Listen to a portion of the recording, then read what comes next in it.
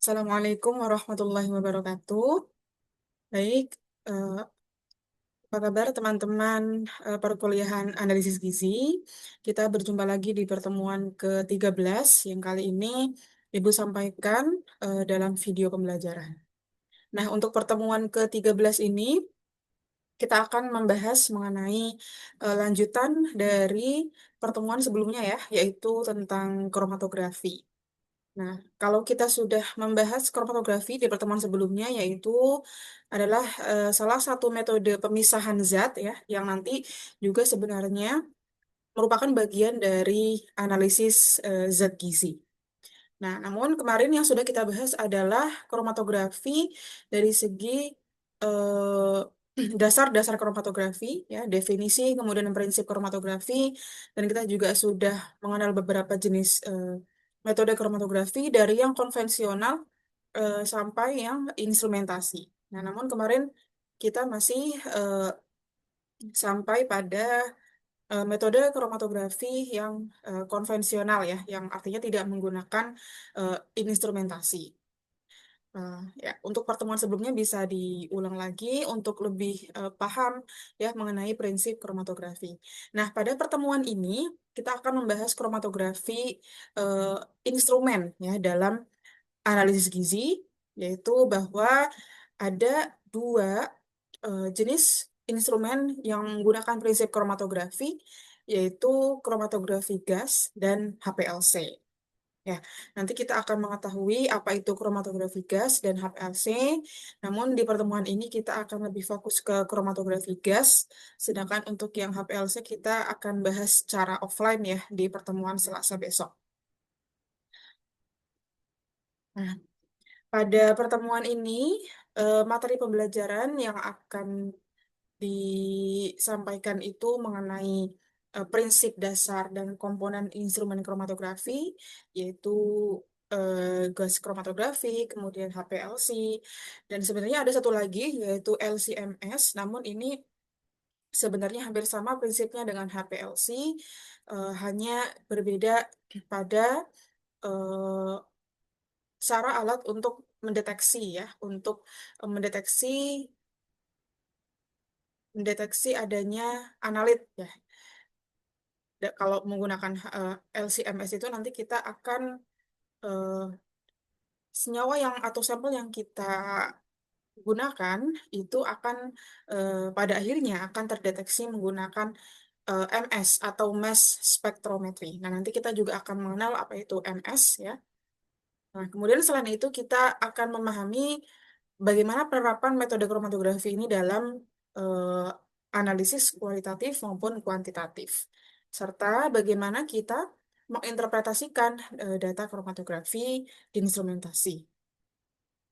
Nah, kita review dulu ya sedikit mengenai kromatografi bahwa menurut IUPAC bahwa kromatografi adalah suatu metode eh, fisika ya, yaitu untuk memisahkan berbagai campuran yang ada dalam suatu memisahkan berbagai senyawa ya yang ada dalam suatu campuran. Jadi ketika ada eh, larutan ataupun apa namanya ya larutan yang terdiri dari berbagai senyawa, maka itu akan bisa terpisahkan ya terpisahkan menggunakan prinsip ini kromatografi, di mana pemisahannya ini berdasarkan distribusi suatu senyawa terhadap fasa gerak dan fasa diam ya, di mana fasa diam itu merupakan suatu fase yang bisa eh, menahan ya yang bisa menahan atau eh, berikatan atau berinteraksi dengan suatu senyawa ya, biasanya wujudnya berupa liquid atau solid ya, bisa cairan maupun padatan. Sedangkan mobil phase atau fasa gerak ini merupakan suatu fase di dalam kromatografi yang akan membawa analit yang mempunyai sifat yang sama gitu dengan fase gerak. Ya, kemarin prinsipnya adalah like dissolve like. Ya, jadi ketika suatu analit ini mempunyai kesamaan sifat, ya, misalkan kesamaan kepolaran dengan fase gerak, maka akan lebih terpisahkan terlebih dahulu. terhadap fase gerak. Ya, sedangkan kalau suatu analit atau senyawa yang ingin kita ukur itu mempunyai kesamaan kepolaran dengan fasa diam, maka dia akan bergerak lebih lambat atau dia akan tertahan ya di dalam fasa diam. Nah, jadi biasanya senyawa larutan atau sampel yang kita ukur menggunakan kromatografi ini berupa campuran gitu. Berupa campuran zat atau senyawa yang eh, yang masing-masing zatnya ini, analitnya ini mempunyai sifat kepolaran yang berbeda-beda. Ya, nantinya dalam gizi atau dalam kromatografi secara umum itu nanti akan terpisah menjadi senyawa tunggal. Nah, sehingga masing-masing senyawa tunggal ini nanti akan terdeteksi pada suatu detektor yang nantinya akan bisa diidentifikasi. Nah, salah satu medium fasa diam ya yang pertama kali ditemukan kemarin oleh ilmuwan yang menemukan pertama kali kromatografi adalah Michael Svet ya kemarin ya, bahwa salah satunya adalah dalam bentuk kolom ya. Namun ini tidak ini hanya salah satu. Kemarin yang kita sudah pelajari itu fasa diamnya itu bisa ada dalam bentuk plat ya, atau kemarin kita sudah belajar mengenai KLT, kromatografi lapis tipis, yaitu ada dalam suatu bidang datar yang nantinya itu akan bisa juga memisahkan berbagai senyawa berdasarkan perbedaan kepolaran. Jadi misalkan senyawa yang mempunyai eh, sifat kepolaran yang sama dengan fase gerak ya nanti akan keluar terlebih dahulu, kemudian diikuti oleh senyawa dengan kepolaran yang lebih rendah, dan akhirnya diikuti oleh senyawa yang mempunyai kepolaran yang paling rendah atau paling bersifat nonpolar. Nah, pada hal ini kalau menggunakan kromatografi kolom itu kita memanfaatkan kekuatan gravitasi ya. Jadi artinya senyawa yang paling dulu itu yang paling bersifat polar misalkan itu akan turun terlebih dahulu ya, dan selain dipengaruhi oleh kepolaran juga dipengaruhi oleh eh, gravitasi ya. Jadi karena kolomnya ini apa posisinya vertikal, maka pergerakan fase geraknya ini dari atas ke bawah seperti itu. Nah, ini prinsip dasar kromatografi ya. Nah, namun kita akan lebih belajar mengenai kromatografi instrumentasi, yaitu eh, kromatografi gas. Nah, ini klasifikasi kromatografi kemarin ya, bahwa kromatografi instrumentasi yang akan kita pelajari yaitu adalah HPLC ya. HPLC itu High Performance Liquid Chromatography. Atau di sini nama lain dalam bahasa Indonesia itu KCKT ya. Kemudian juga GC ya di sini atau gas kromatografi. Nah, gizi maupun HPLC ini dua-duanya merupakan masuk dalam klasifikasi kromatografi kolom. Jadi dia nanti pergerakan fase geraknya itu ada dalam suatu kolom ya. Namun kalau kita bayangkan kemarin untuk kromatografi kolom yang konvensional itu kan ada dalam suatu kolom yang terbuat dari kaca ya, yang itu memanfaatkan kekuatan gravitasi itu dari atas ke bawah. Namun kalau dalam instrumentasi nanti kolomnya itu dibuat atau dimodifikasi sedemikian rupa sehingga tidak memanfaatkan gravitasi ya, tapi memanfaatkan tekanan yang sangat tinggi. Nah, itu pada eh, HPLC ya, high pressure ya, high pressure liquid chromatography. Jadi walaupun nanti kolomnya itu tidak vertikal ya, kolomnya itu bisa sangat panjang ya ukurannya, yang kemudian terlilit menjadi beberapa lilit seperti itu ya. Tapi karena ada tekanan yang sangat tinggi, nanti fase geraknya itu bisa eh, mengalir di sepanjang kolom, di mana kolomnya itu diameter kolom itu sangat kecil ya, atau berukuran kapiler. Nah, jadi kromatografi instrumentasi yang akan kita bahas itu sebenarnya masuk dalam kromatografi kolom ya. Nah, ini gambar ya, gambar instrumen yang paling kiri ini adalah GCMS ya. GCMS ini singkatan dari gas kromatografi mass spectrometry. Jadi sebenarnya instrumen kimia itu memanfaatkan eh, prinsip gabungan dari beberapa prinsip pemisahan, ya, di mana GC atau gas kromatografi ini kan menggunakan prinsip kromatografi, ya, tapi dia digabungkan dengan spektrometri, ya, artinya nanti ada sinar eh, yang mempunyai panjang gelombang tertentu yang bisa mendeteksi analit, gitu ya, di mana nanti eh, jenis spektrometrinya adalah mass spektrometri yang memisahkan analit berdasarkan masanya. Ya, nanti kita akan membahas lebih lanjut. Kemudian selain GC-MS ini yang paling kiri, ini juga ada LC-MS. Ya. Kemudian yang paling kanan adalah gambar dari HPLC. Nah, GCMS atau gas kromatografi mass spectrometry ini gabungan dari kromatografi gas dan spektrometri massa. Ya, jadi kromatografinya ini untuk pemisahan zatnya, sedangkan spektrometri massanya ini untuk deteksi atau identifikasi unsurnya. Nah, kalau HPLC itu singkatan dari High Performance Liquid Chromatography. Ya, di mana di sini kromatografi cair kinerja tinggi yang menggunakan cairan bertekanan tinggi sebagai fase gerak dengan detektor optik atau konvensional seperti UV vis. Ya.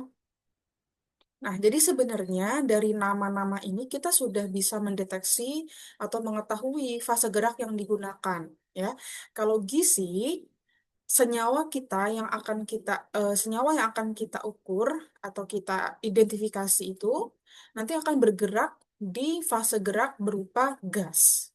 Namanya juga gas atau gas kromatografi. Ya, jadi kalian bayangkan senyawa kita itu nanti akan mengalir bersama gas. Ya, karena kita menggunakan fase geraknya berupa gas. Nah, kalau HPLC, ini kan singkatan dari liquid chromatography. Berarti nanti senyawa yang akan kita ukur, ya, yang akan kita identifikasi, itu akan bergerak di sepanjang kolom, di mana kolomnya itu dialiri suatu fase gerak berupa cairan atau liquid. Kalau ini kolomnya nanti akan diisi oleh gas, ya. Kalau HPLC, kolomnya ini akan diisi oleh cairan. Seperti itu perbedaannya. Ya, jadi dari nama ini, ya, dari nama instrumennya, ini kita sudah tahu nih fase gerak yang digunakan itu apa, ya, berupa gas atau berupa cairan. Nah, kemudian kita masuk ke kromatografi gas, ya. Nah, jadi kromatografi gas itu merupakan teknik analitik yang digunakan untuk memisahkan, mendeteksi, dan menganalisis komponen-komponen dalam campuran yang bisa diuapkan tapi tanpa terurai atau terdekomposisi. Nah, satu hal yang harus kita pahami yang merupakan prinsip penting dari kromatografi gas adalah tidak semua senyawa atau campuran itu kita bisa ukur menggunakan kromatografi gas. Nah, senyawa yang paling bisa, ya, yang paling eh, memungkinkan untuk kita ukur menggunakan kromatografi gas adalah senyawa yang mudah menguap atau volatile. Ya, jadi senyawa itu mudah menguap dan ketika dipanaskan dia tidak akan terurai atau terdekomposisi. Misalkan kalau dalam bahan pangan, bagaimana kita memisahkan atau mendeteksi kadar alkohol gitu di dalam suatu eh, minuman ataupun bahan pangan lainnya gitu ya. Nah, kadar alkoholnya itu bisa eh, kita ukur nih eh, apa keberadaan alkoholnya ataupun jenis alkoholnya bahkan itu menggunakan gas kromatografi. Karena kita tahu bahwa alkohol itu kan sangat mudah menguap, ya. Kaitannya mungkin dalam penelitian pangan halal gitu ya.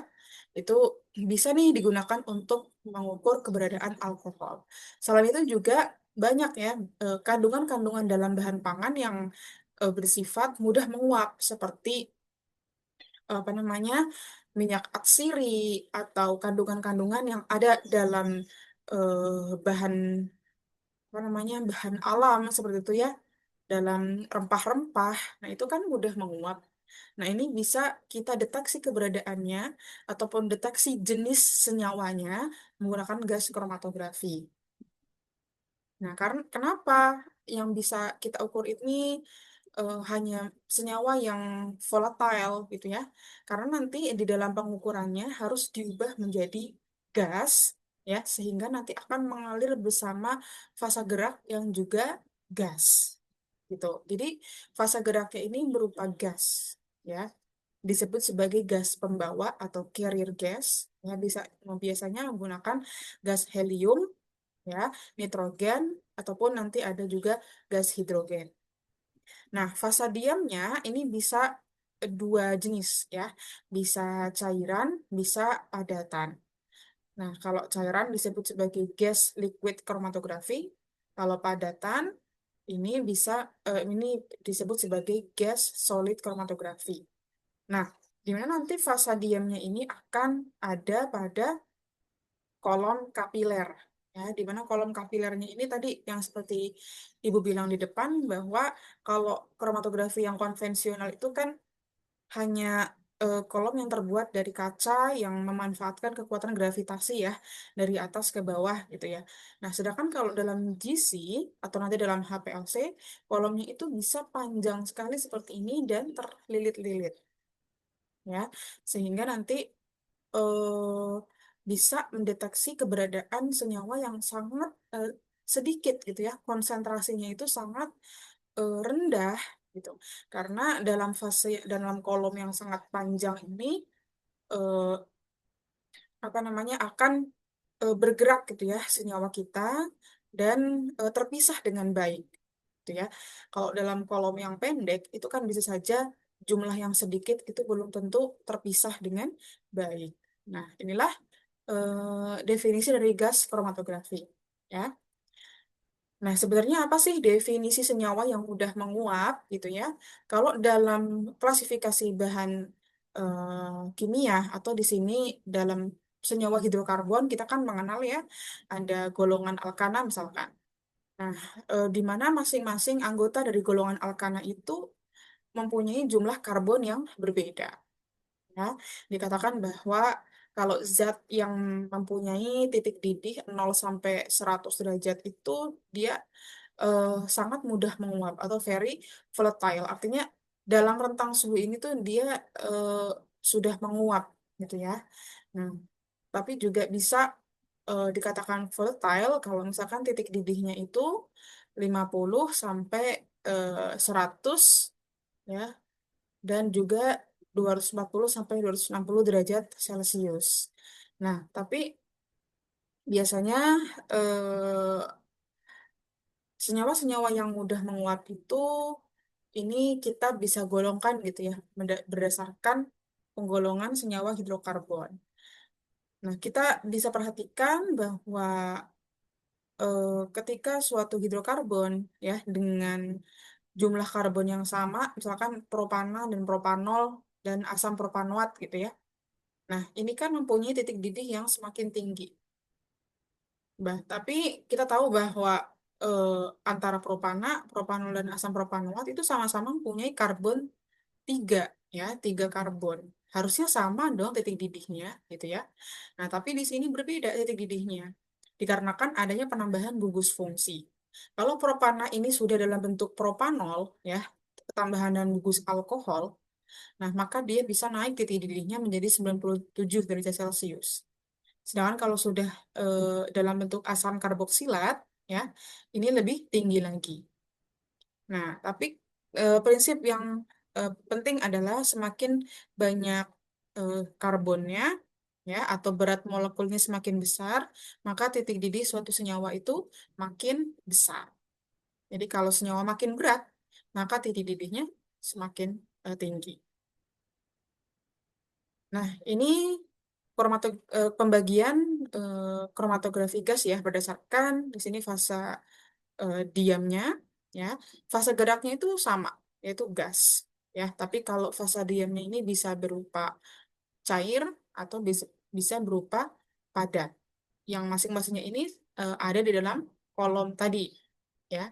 Kalau berupa cair, ini biasanya berupa cairan dengan titik didih yang tinggi, ya. Kalau fase diamnya padat, ini biasanya berupa padatan yang inert, yang tidak bereaksi dengan gas ataupun analit. Nah, kita harus tahu juga bahwa fase gerak dalam gas kromatografi itu kan tadi berupa gas ya. Nah, gasnya ini tidak sembarang gas. Ya, kenapa dipilih hidrogen, nitrogen, helium ya? Karena gas ini bersifat inert. Apa itu inert? Dia bersifat tidak mudah bereaksi. Ya, senyawa gas-gas ini stabil. Artinya kalau ada analit atau senyawa yang kita ukur, ini senyawa kita nggak akan bereaksi dengan gas-gas ini.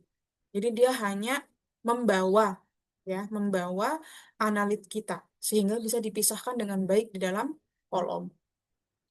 Ya, jadi gas ini yang mengalir di sepanjang kolom ini sifatnya stabil atau inert. Nah, ini komponen gizi, ya.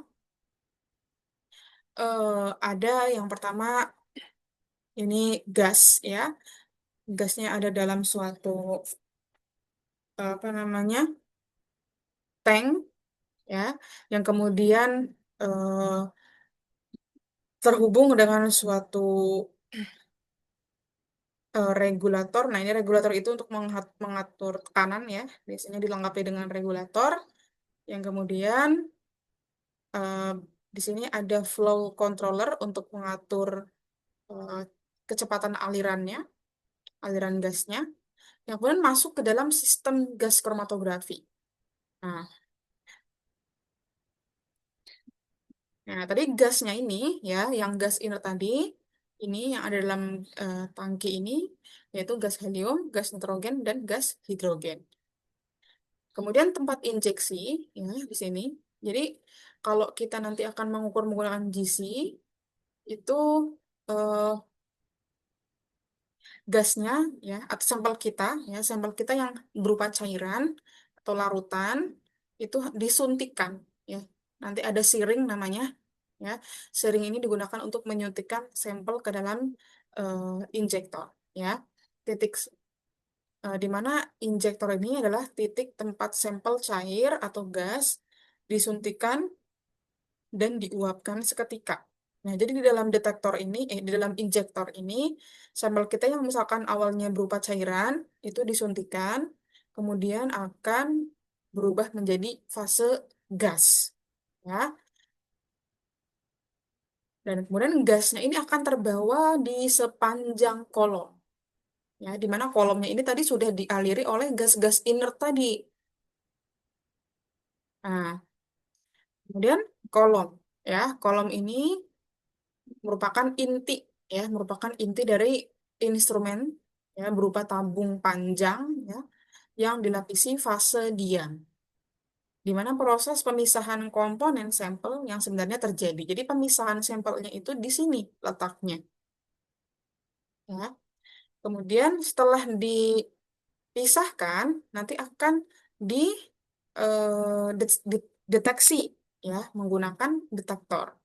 Nah, detektornya ini tadi yang Ibu bilang bahwa berupa eh, bisa berupa flame ionization detector atau FID atau juga bisa berupa mass mass spectrometry. Nah, jadi kalau detektornya nanti berupa mass spectrometry, nanti dinamakan sebagai gas chromatography mass spectrometry. Jadi GC MS. Ya. Jadi kalau detektornya berupa MS ini mass spectrometry maka disebut sebagai GC MS. Sehingga nanti akan bisa di display ya dalam suatu layar monitor dengan suatu eh, data yang disebut sebagai kromatogram. Ya, nanti kita akan belajar cara membaca kromatogram. Nah, prinsip kerjanya tadi ya, sampel itu diuapkan. Tadi ketika disuntikan ke dalam injektor itu nanti akan diuapkan. Kemudian uapnya ini akan terbawa oleh gas pembawa yang bersifat inert. Nah, pemisahannya ini prinsipnya adalah bahwa uap sampel ya dibawa ke gas pembawa, dibawa oleh gas pembawa, masuk ke dalam kolom, ya. Yang suhunya ini eh, diatur, ya, tergantung nanti eh, sampel yang kita gunakan. Nah, komponen sampel itu akan terpisah berdasarkan apa? Yaitu berdasarkan volatilitas atau tingkat eh, mudah atau sulitnya suatu sampel untuk menguap, kemudahan untuk menguap. Kemudian juga polaritas, ya, dan ukuran molekul.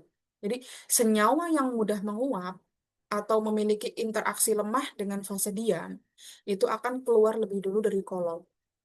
Jadi, yang paling mudah menguap, ya, yang paling mudah terbawa oleh gas itu akan keluar lebih dulu dari kolom. Tapi senyawa yang memiliki interaksi lebih lebih kuat dengan fase diam itu akan tertahan. Ya, jadi yang paling keluar dulu itu yang paling mudah menguap atau paling volatil. Nah, kemudian eh, senyawa yang sudah dipisahkan tadi itu senyawa yang keluar dari kolom satu persatu dibaca oleh detektor dan diubah menjadi sinyal listrik. Kemudian nanti akan ditampilkan datanya dalam bentuk kromatogram, ya. Ini namanya kromatogram, di mana kromatogram ini sinyal yang dicatat oleh sistem menjadi grafik, ya, menjadi grafik yang menampilkan informasi berupa puncak-puncak, ya, atau peak serta waktu retensi. Nah, waktu retensi ini menunjukkan kalau semakin eh, apa namanya cepat, ya, semakin cepat dia keluar dari kolom, maka waktunya ini akan semakin cepat juga, ya, waktu retensinya akan semakin cepat. Jadi dia mudah keluar dari kolom, ya. Jadi sampel berupa gas atau cairan diinjeksikan ke dalam injektor GC, kemudian sampelnya dipanaskan dengan suhu tertentu sehingga berubah menjadi bentuk gas. Kalau sampel kita awalnya larutan, maka akan diuapkan dulu gitu, ya. Tapi kalau sampel kita ya berupa gas kan bisa saja, ya, itu ya langsung terbawa oleh gas pembawa tadi. Nah, kemudian sampel dibawa oleh gas pembawa menuju kolom dan terjadi pemisahan komponen akibat interaksi antara analit terhadap fase diam dan fase gerak. Setiap analit dibawa keluar dari kolom menuju detektor untuk dideteksi dan muncul suatu sinyal berupa kromatogram yang nanti dilakukan pengolahan data. Jadi prinsipnya itu ada prinsip pemisahannya ini berdasarkan volatilitas dan polaritas. Ya. Nah, senyawa bertitik didih rendah itu lebih mudah menguap. Ya. Contohnya misalkan tadi eh, senyawa hidrokarbon yang mempunyai rantai pendek atau berat molekul yang kecil itu akan lebih mudah menguap. Sehingga dia bergerak lebih cepat dan keluar lebih awal. Sedangkan senyawa yang bertitik didih tinggi atau biasanya memiliki berat molekul yang tinggi itu sulit menguap, ya, sehingga tertahan lebih lama di dalam fase diam dan keluar lebih akhir. Nah, berdasarkan polaritas, ya, senyawa akan lebih lama tertahan pada fase diam yang memiliki sifat polaritas serupa, ya. Jadi suatu zat itu dia dipisahkan menggunakan dua sifat ini, ya. Kalau suatu analit, ya, dari campuran sampel kita itu dia misalkan volatilitasnya atau dia sulit menguap, kemudian dia mempunyai polaritas yang sama dengan fase diam, maka dia akan lebih lama tertahan di dalam kolom, ya. Nah, kolom polar menahan senyawa polar lebih lama, sedangkan kolom nonpolar menahan senyawa nonpolar lebih lama. Nah, sebenarnya ini nanti ada beberapa jenis kolom yang digunakan sesuai dengan kepolarannya. Nah, ini, ya. Jadi, sampel kita itu biasanya berupa campuran. Misalkan sampel kita itu protein gitu, ya. Protein di mana kan eh, campuran dari berbagai asam amino. Tentunya sudah kita misalkan proteolisis gitu ya, sehingga protein itu sudah terdenaturasi, kemudian sudah terpotong-potong menjadi asam amino. Nah, tapi kita ingin tahu kandungan asam amino apa saja nih yang ada dalam senyawa atau campuran larutan kita gitu ya. Apakah banyak asam amino esensialnya atau tidak gitu ya. Maka nanti bisa kita ukur nih komposisi asam amino apa saja yang ada dalam suatu campuran protein, misalkan, ya. Nah, ini nanti masing-masingnya ini akan eh, keluar terpisah, sehingga ketika dibaca dalam kromatogram, ya, itu nanti yang keluar lebih dulu itu mempunyai waktu retensi yang paling eh, cepat, gitu ya. Misalkan sini yang hijau ini sangat mudah menguap gitu ya, atau dia mempunyai berat molekul yang kecil, maka dia waktu retensinya cepat gitu. Nah, diikuti kemudian oleh analit-analit lain yang mempunyai waktu retensi yang lebih lambat. Jadi biasanya kromatogram itu sumbu X-nya adalah retention time ya, dalam menit misalkan.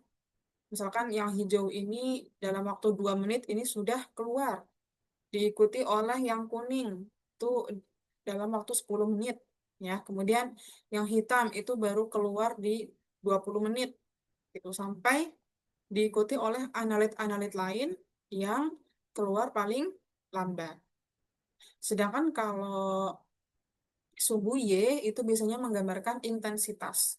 Ya, semakin tinggi intensitas, semakin tinggi peaknya, ya, itu intensitasnya juga makin tinggi. Nah, ada juga peak-peak yang atau puncak-puncaknya ini bentuknya berbeda-beda ya. Ada puncak yang sempit dan ada puncak yang luas. Nah, biasanya luas puncak ini ya biasanya itu bisa nanti kita gunakan untuk mengukur konsentrasi ya. Jadi kalau banyaknya puncak ini menunjukkan banyaknya jenis komponen senyawa yang ada dalam campuran. Sedangkan kalau luasnya puncak ini menunjukkan konsentrasi suatu komponen. Ya, misalkan yang merah ini dia waktu retensinya tuh lama, tapi ternyata luas puncaknya ini lumayan ya, lumayan luas gitu. Maka bisa diinterpretasikan bahwa konsentrasinya ini lumayan tinggi di dalam sampel kita. Nah, ini eh, gizi MS ya. Jadi gabungan antara gas kromatografi dan mass spektrometri. Jadi setelah melewati kolom gizi, ya, jadi kolomnya itu sebenarnya dibungkus dalam suatu ruang, gitu ya, yang terhubung dengan injektor, yang kemudian akan masuk ke dalam spektrometer massa. Ini di sini mass spektrometer yang ini. Jadi satu alat, tapi dia dua prinsip gitu. Prinsip pemisahannya menggunakan gas kromatografi, prinsip pengukurannya menggunakan mass spektrometri. Nah, alat yang analit yang sudah dipisahkan tadi, ya, misalkan di sini ada campuran yang kemudian dipisahkan menggunakan gas kromatografi, itu ada yang bulat, ada yang segitiga, ada yang kotak. Nah, ketiga ini masuk ke dalam mass spektrometri yang kemudian akan diionkan. Jadi yang awalnya ini bentuknya atom netral, ini akan berbentuk senyawa netral gitu ya. Ini akan berubah menjadi bentuk ionnya. Kemudian ionnya ini akan dianalisis menggunakan mass analyzer. Jadi senyawa-senyawa tersebut diionisasi, ya, dipecah menjadi fragmen-fragmen ion, lalu diukur berat molekul. Yang kemudian setiap ion ini memiliki rasio massa terhadap muatan atau M per Z yang unik, ya, yang memungkinkan MS untuk mendeteksi dan mencatat spektrum massa dari setiap senyawa. Ya, jadi kalau kita menggunakan GCMS itu nanti kromatogramnya seperti ini, ya. Jadi sumbu X-nya ini adalah didasarkan pada rasio massa terhadap muatan. Kalau yang gizi tadi kan waktu retensi ya.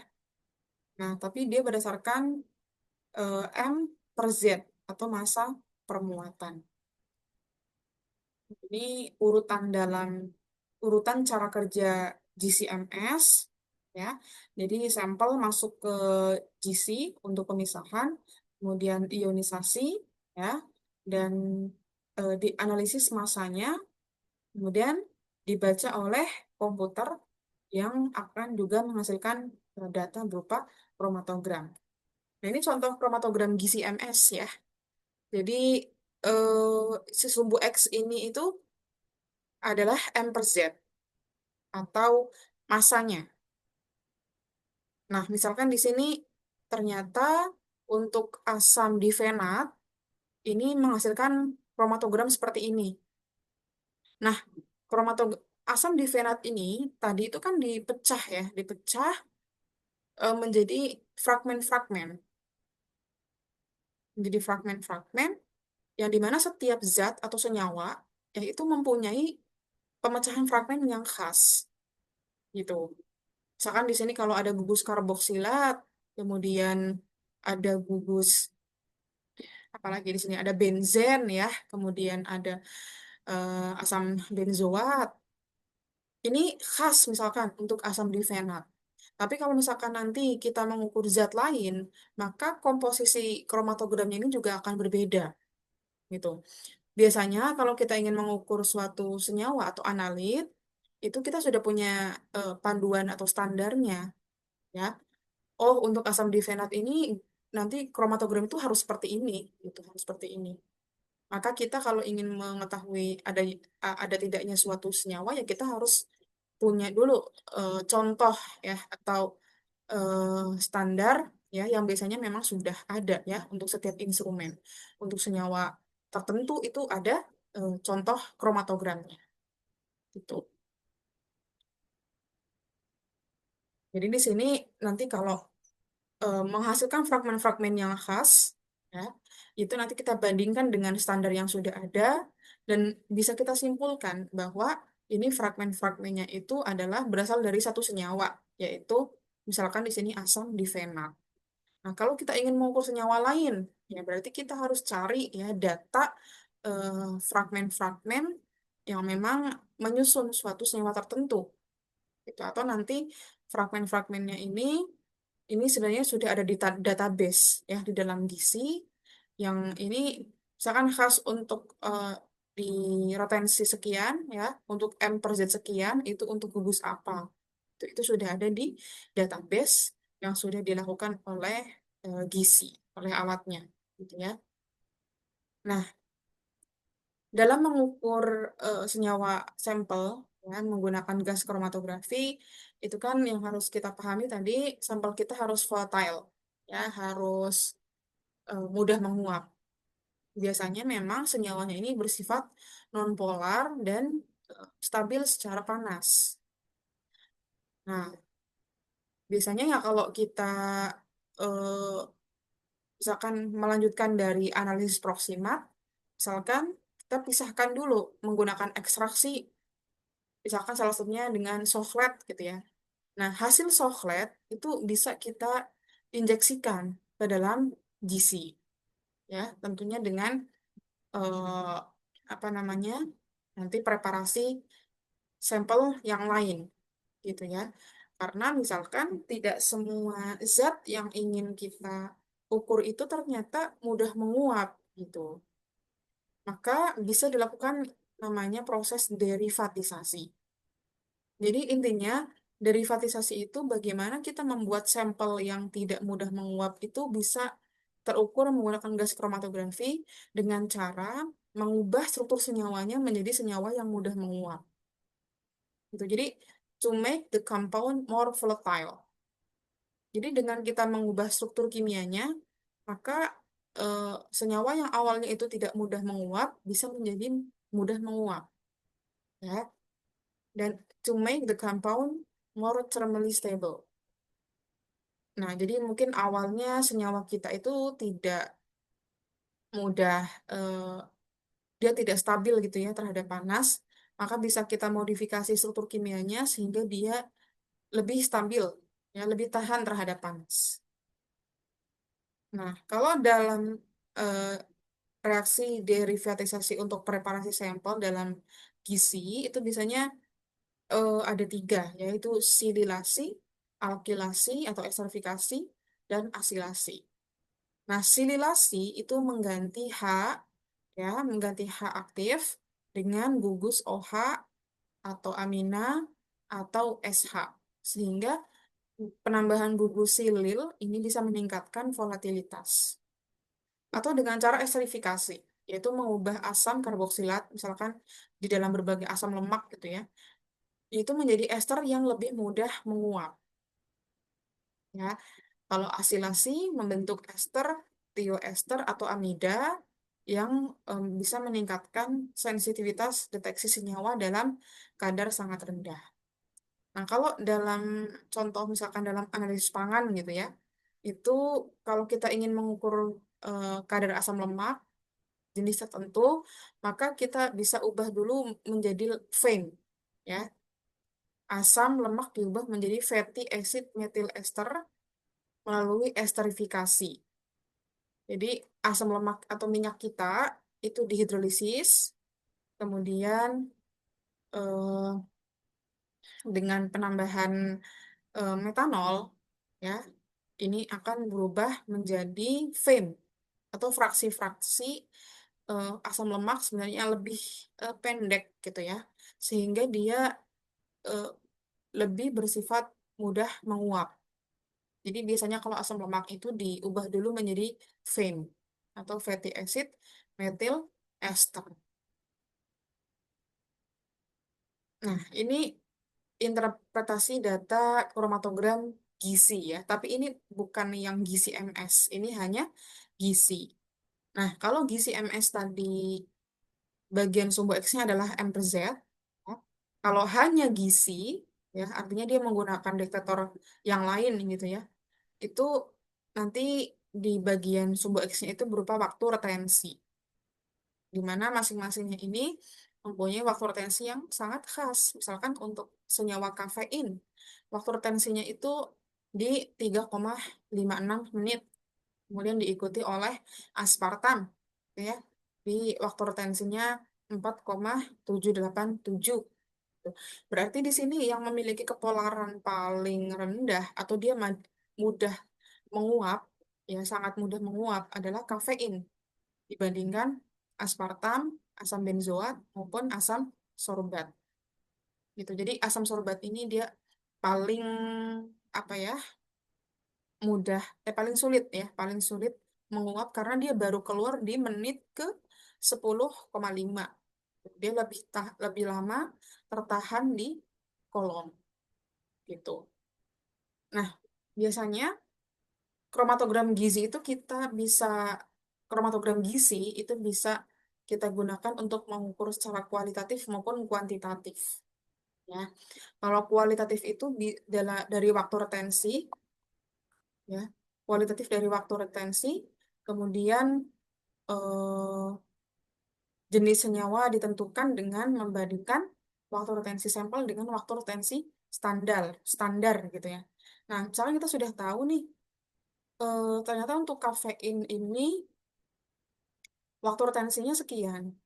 Nah, berarti kalau kita ingin mengukur suatu senyawa yang kita apa namanya curigai gitu ya, mengandung kafein, maka harapan kita adalah dia juga akan menghasilkan waktu retensi di peak ini, gitu. Oh, ternyata kromatogram kita nanti juga menghasilkan peak di waktu retensi ini ya. Berarti itu bisa kita simpulkan secara kualitatif itu mengandung kafein. Seperti itu. Begitu juga dengan senyawa-senyawa yang lain. Nah, namun kalau kita ingin mengukurnya secara kuantitatif, artinya kita ingin mengukur kadar misalkan ya, maka kita bisa memanfaatkan luas area puncak atau peak area. Ya. Jadi kan ini luasnya kan berbeda-beda, ya, serta intensitasnya ini juga berbeda-beda.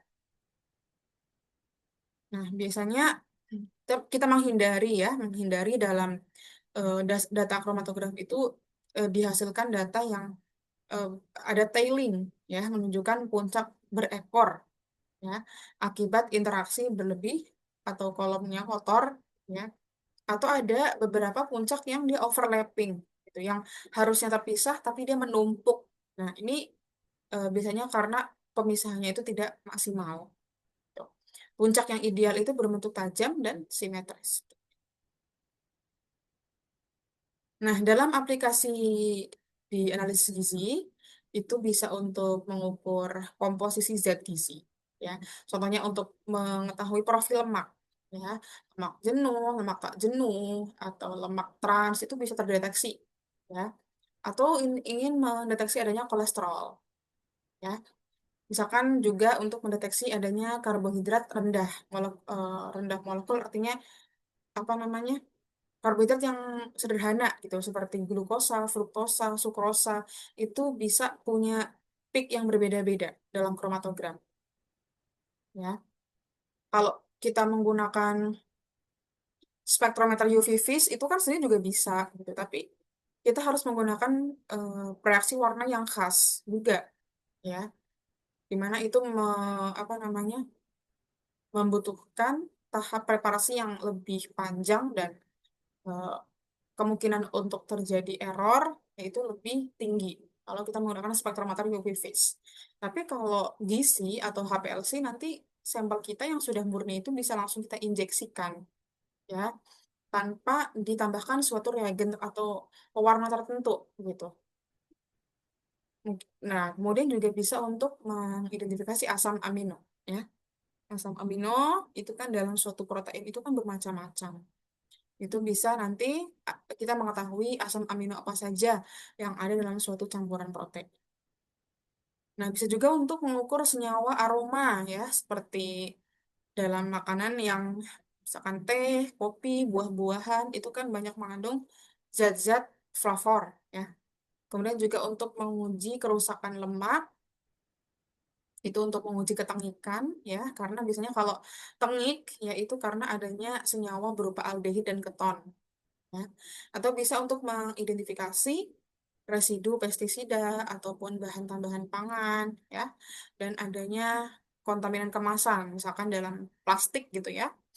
Dulu ibu pernah apa namanya magang di Badan POM, ya, apakah dalam kemasan-kemasan yang dibungkus oleh plastik atau kertas, ya, itu ada migrasi bahan tambahan pangannya enggak gitu. Contohnya misalkan ftalat. Nah, senyawa ftalat ini itu mempunyai waktu retensi yang khas juga, ya, di dalam gas kromatografi, ya. Jadi antara apa instrumen itu sebenarnya punya eh, kelebihan dan keunggulan yang berbeda, ya. Kalau dibandingkan dengan spektrofotometer UV vis, ya jelas GIS atau HPLC ini lebih canggih, ya, atau dia lebih akurat, artinya dalam satu senyawa atau sampel yang kita ukur itu eh, bisa mengukur tanpa kita mereaksikan dengan reagen-reagen yang lain, ya. Berbeda dengan spektrofotometer UV vis, itu kita harus mereaksikan dengan suatu reagen atau zat warna tertentu sehingga bisa dideteksi oleh cahaya yang digunakan dalam spektrofotometer UV vis. Gitu, ya. Tentunya tapi kalau semakin canggih alat, maka yang kita harus pahami adalah semakin harus semakin bersih dan benar kita dalam preparasi sampelnya. Misalkan dalam proses tadi soklet atau dalam dalam ekstraksinya itu juga harus benar-benar murni, ya. Karena nanti kalau tidak murni nanti akan semakin banyak zat yang terdeteksi, ya, di dalam eh, kromatografi gas atau zat-zat yang memang tidak seharusnya ada itu bisa mengganggu tensi, ya, dalam kolom, ya.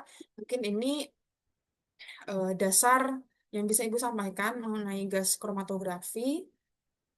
Kalau ada beberapa pertanyaan yang memang eh, nanti mau disampaikan, nanti kita bahas ya di pertemuan offline. Sekaligus kita lanjutkan ke pembahasan yang HPLC.